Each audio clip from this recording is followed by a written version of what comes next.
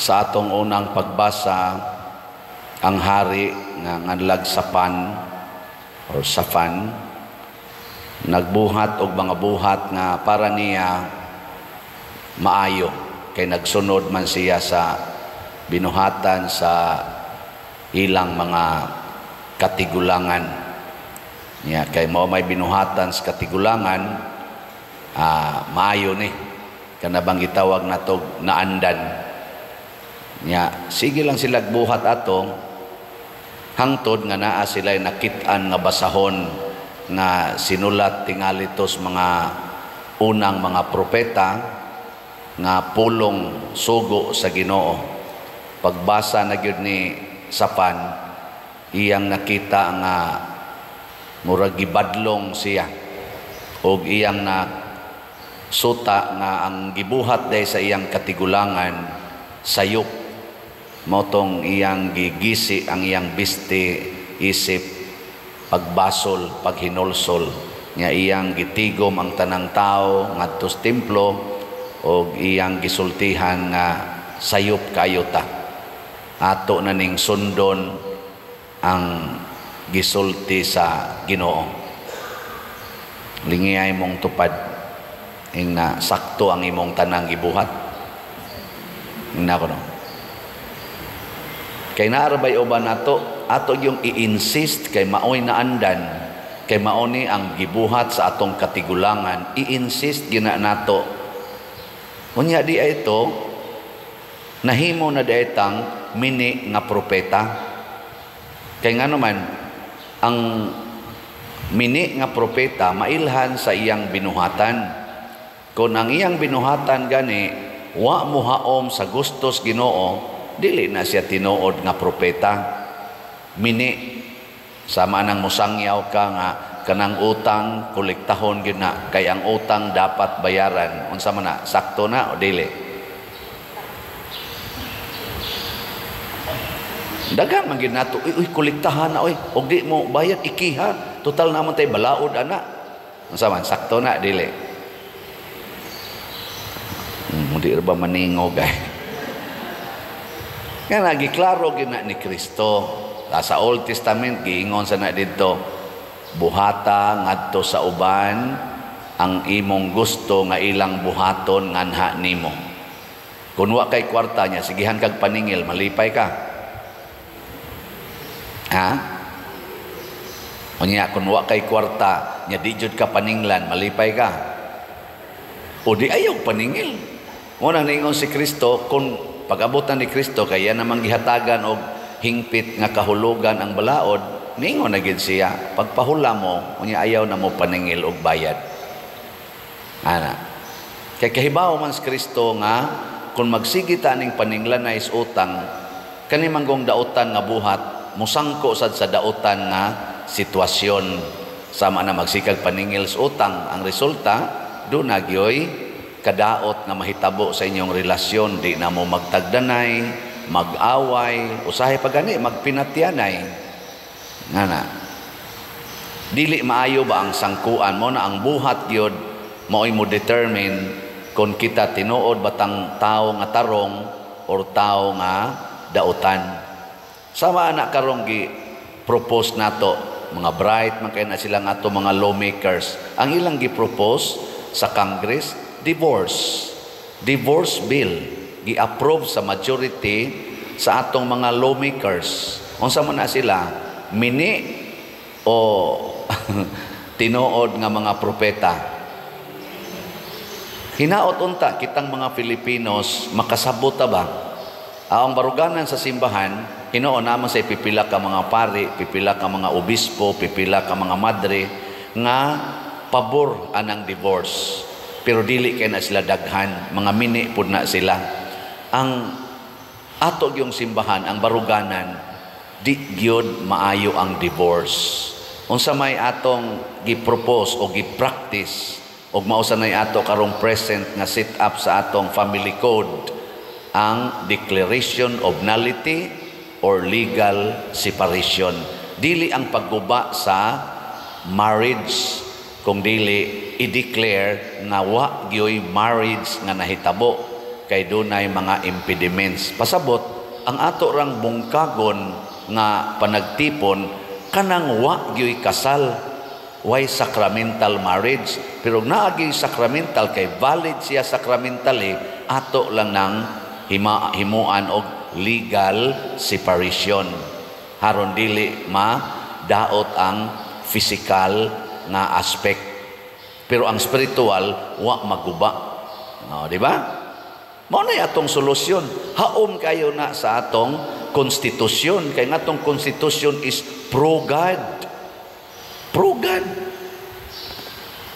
Nya nga atong mga lawmakers, usahay, di na nila balihon ang pro-God nga prinsipyo, adto sila sa legal ragyod, legal and physical. Nya unsa may resulta kung mag-divorce? Nalipay na ang asawa, kay wa na siya ay banang buangon. No. Lipay. Ha? Oy. Pangutan na. Moingon na siya, yes, divorce na gyud ko panuway dako. Unya ang inyong anak, unsa may isulti? Ang inyong anak ba nga nahimo adto, unsa may isulti? Lipay. Sige, una-una. Nya. Inighuman nimog divorce, unsa may imong buhaton? Ngitag lain. Nya karon niabot na ang bag-o. Unya kay ang batasan pupariha ra man sa dadtong una. Unsa naman sa imong buhaton? Divorce na sad. Nya nanasan mo'y anak nga nahimo. Lipay na ka, nga naka-divorce na kagkaduha. Lipay pa ka? Oy, mag-anam og ka-dry ang imong kaugalingon kay moingon ka, I'm a failure in my love life, in my family life. Failure ko. Nya ang sunod, sa puto na kay kastanan, mangandoy kag partner, wa nay mo punit nimo kay sa puto na kay kag naong. Di mag-self-pity na ka. Amo na ni crisis pa gyud ang imong working atmosphere kay sa puto na kay kas imong workplace, ang imo sa mga kauban dito magsige na sa glibak nimo, animal ay. Wa na kay maayong relasyon, hastas imong mga parente, wa na sad kauyo nimo kay gatakli-takli lagi in taon kag bana or asawa. Magdepresyon dayon ka. Nya katong imong mga anak nga nanagko na sad nga wa say klarong mama o papa, unsa say kahigibati ato sa puton sa kaitos tanan, magpa-attract to kay kuwang sa atensyon, magpangita og atensyon. Mao na mo apil ana mga fraternities, sororities nga maghimog mga milagro dihas kadalanan, mamusil ana mga tao, mangawat, magdinunggabay. Nya unsa may ilang nahatag sa katilingban? Mauni atong tan-awon. Ingkaw niya kanang declaration of nullity, Father, imo mangyapon ng buwagon, at least why marriage nga nahitabo, giprove nato na kining maong marriage dili ni tinuod, invalid ni. Nya unsa may kasagarang rason? Psychological incapacity to make a clear consent. Wa pa siya sa maayong psychological situation ni adtong pagkasal nila kay lagi mabdos siya.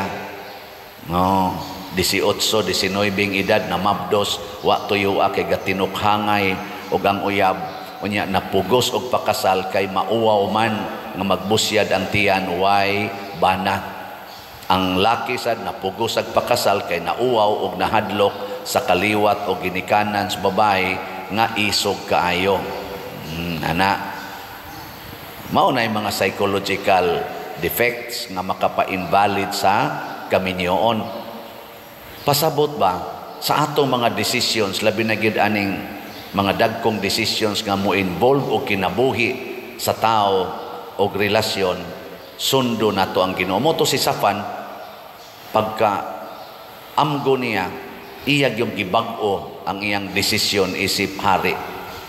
Nauton ta nga ato mga leaders sa atong nasod magbag-o unta sa ilang desisyon.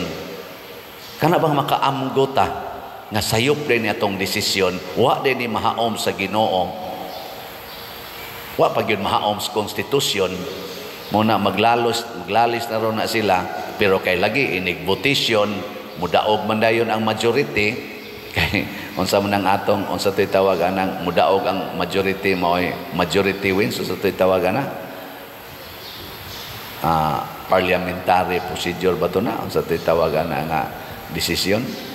Ana, dili man ta authoritarian nga ang desisyon sa usa mo'y sundon sa tanan, pariha na mga taga North Korea, unsa pa nang uban diha nga mga nasod, nga dili ba sa kana ganing democratic di ay democratic. Ang demokrasya kay ang tingog mas kadaghanan maoy sundon, mao na mudaog yun igtingog sa kadaghanan.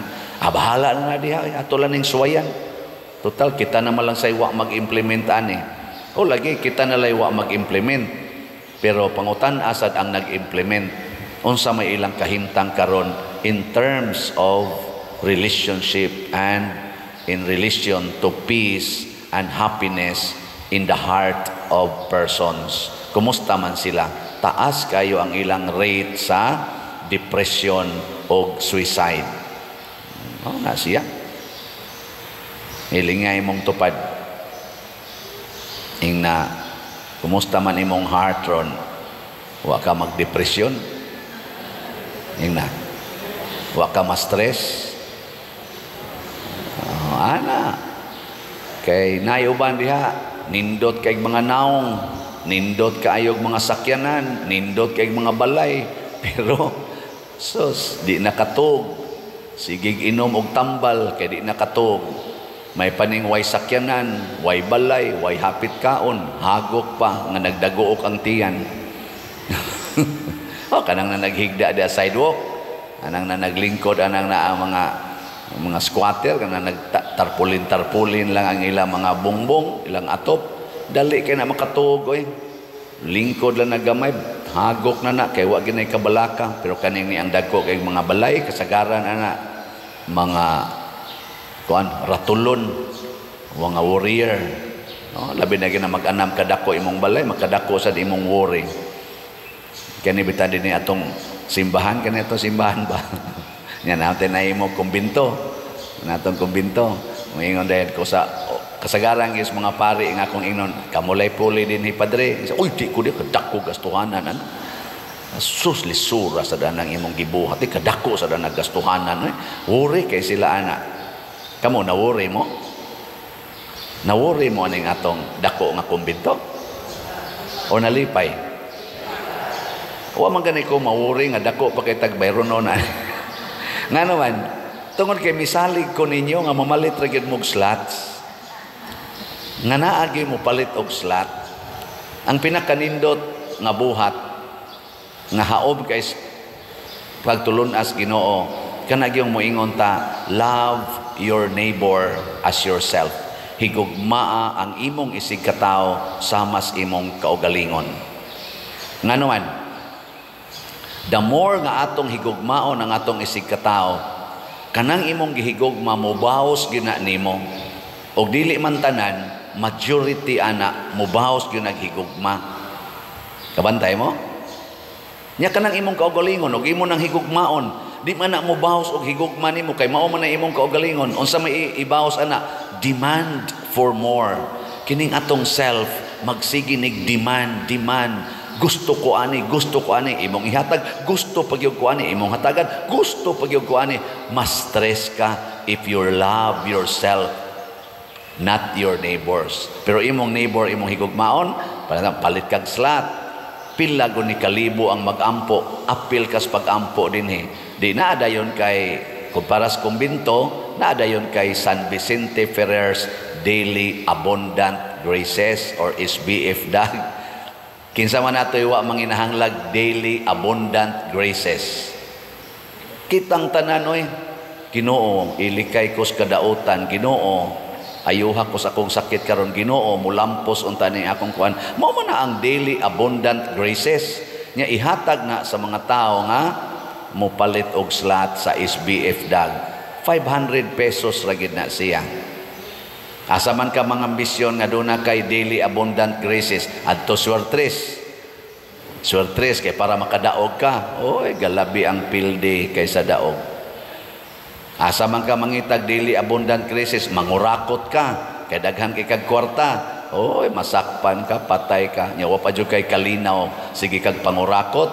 Muna daghan kay kag kwarta, mura ka gayak ka sa kwarta pero ang imong kasing-kasing empty. Oh, di ba? Ikaduha, gusto kag healing and deliverance, kay galisod na kag katog, galisod na ka og dawat anang imong sitwasyon, painful kayo, palit og MMHD, Mother Mary's Healing and Deliverance. 1,000 ra gyud na siya na nakay healing and deliverance. 1,000 pesos. Di mong palit ana. Gasto gani ka dito tag 10,000, tag 5,000, tag 20,000 para lang pag check up lang nimo. Kanang check up lang daan ba mo ato kag ospital, kanang mga laboratory, labi nagmaapil na ng MRI unsa pa na diha. Oh, Jesus, dako na kay gasto, check up ra na. Pero dinhi palit lang kag slot, healing and deliverance. Cancer patient man ko, Father, palit og slot. Nawa, di ba ang stage 2 mo, stage 4 na. Mo stage 4. Ikaw niya pa din, wadi ko ma-healed. Pero tininood gitong imong pagpalit, mahibong ka, nga di jud ka mabalaka nga ni stage 4 na ka. Wa gyud kay kabalaka. Naani mo ang kalinaw o kalipay. Mao lagi na ingos Jesus, dili na sa physical aspect ang atong binuhatan or ang atong kaayuhan maila. Naa sa atong buhat, relax na kay ka, malipayon kay ka, malinawon kay ka, you are already healed. Pero wa kay sakit, pero ratulon kay kastanan, muingon dayon ka, ngano man nakapoy akong lawas, inig check up, wa man ko'y depekto, normal man tanan, anong di man ko katog, nganong maglisod man ko ginhawa, pero inig check up, normal man tanan. O, di ba? Ngano magsige man sakit akong likod, di man ko hapit ka, barog inig check up, gamay ra man kay depekto. Ngano man ni? Oy, ang resulta na wa ka ni palit og slot. Wa kay healing and deliverance. Testingi lagi. Kamo no, di jud mo muto. Ang tinud-anay mga igsoon, kana bang ang atong gugma para na sa community, labi na gyud para sa simbahan, para sa mga kabos, para sa mga dinaog-daog, para sa mga labing ubos. Kung kana na gani mo'y atong tagaan o gugma o pagpaambit sa atong grasya, there is healing, holistic healing, divine healing in ourselves. Una, sa atong tubag sa Salmo, niingon kita diri nga, unsa man? O Ginoo, tudloi ako sa dalan sa imong mga kasuguan. Kay ang sugo sa Ginoo dili ang sugo sa tao, mo'y maghatag natog tinuod nga kaayuhan ug kaluwasan. Kining atong nasod nga karon gi daog-daog, gibiay-biay, mura na lang tagi katawan sa taga China, di na takasod ngadto anang atong saingan anang barko diyang gubaon, di na taka-resupply kay gibantayan na, mura na lang tag mga piso nga kupugan sa agila. Di ni masulbad pinaagig armas, di ni masulbad gani pinaagig legal matters gyud nga kanang atong ipamugos ang atong kunuhayng balaod. Kay duna sad sila ditoy legal nga baruganan. Unsa may makasulbad ani? Diyos nung pamaagi, gugma, pagsabot-sabot, pagpaubos, ang pagpakita nga nahigugma sad ta ni anang mga tawhana, ang ato mga silingan nga nasod, ato sang gihigugma. Kana mo'y saktong buhaton aron mobaw sad sila gihigugma nato. Kay kun ang kasuko o ang atong pagsigig condemn nila mo'y atong ipasa, magsigi sa na sila kasuko o condemn nato. Matod pa ni Kristo, ug matod sa mga propeta, ug matod sa mga apostoles, Kung unsay atong gitanom, maurasay atong anihon. Sige, katapusang lingi sa imong tupad. Ing na sugod karon tamnan tikag gugma. Ina. Sugod karon tamnan tikag gugma. Nya moingon sa na imong tupad, patyon ko ng gugma. Asag di lang. Sige lang yung tanom. Madugay tubo ang gina. Na say mamatay imong gitanom. Sige lang tanom. Di jud ka maalkansi, mutubo ra gid na sooner or later. Makaanig yung kagugma. So kamong mga asawa, tamni gugma ng inyong mga bana. Muani jud kagugma. Bisan pagkatong iyang kabit, tamni gugma. Muani jud kagugma. Nay na problema kay karon nga mga ginikanan, magsigig text nako, pader unsaon ko ni akong mga anak, din maminaw nako, din gani mutahod nako. Dali pa jud kaing masuko kung akong badlongon aning ilang kaadik aning cellphone kaning computer, masuko na gyud. Wa nay klarong oras sa pagkatug. Ako dayang giingnan, kadaghan ba aning imong gipangsulti kapoy paminawon. Usa ra gyud solusyon, tamni og gugma. Higugmaan na ang imong anak. Mao ra gyud na.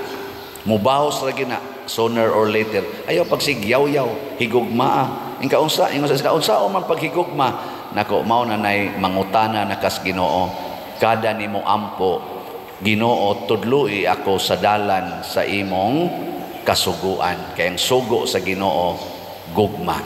Maogi number 1. Mao bitaw na kaning akong isigig promote dinhi kanang gi-practice na Moscovici nga among grupo. Ampo, alagad, antos. Ano yun? Triple A. Ampo, pangayuas Ginoo, Lord, unsaon ako pag-alagad kining mga buangon akong kaubas balay. Mingon dayong Ginoo, unaha usag antos. Ayaw pagsigyaw-yaw. O mo na ampo, alagad, antos. Sige lang jud nagbuhat. Ang Ginoo na mo pahilo na sa tanan. Kay if God is with us, nothing is against us. Manindog ta.